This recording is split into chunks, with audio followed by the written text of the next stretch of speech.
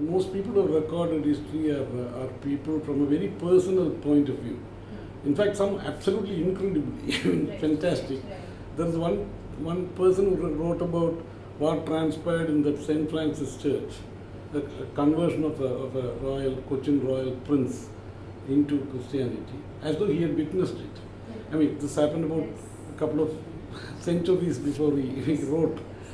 That kind of a thing, it's a kind of personalized tales, because memories were very personal, and history was something that they found happening just outside the doorstep. That kind of a thing. That's the feeling you get. Even the people who talk about the locals, even the locals have become memory because they have been crowded out by tourists, either tourists or tour operators.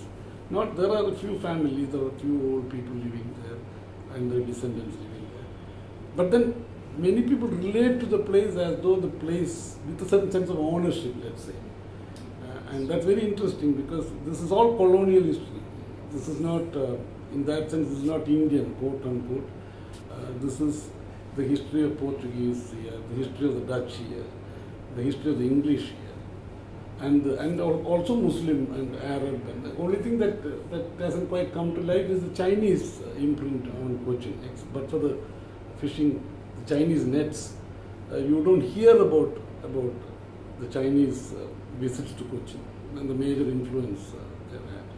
But otherwise, the people, ordinary people, the people there who even visit the place, there are people who are serial visitors. There are tourists who come year after year, make multiple visits, annual visits.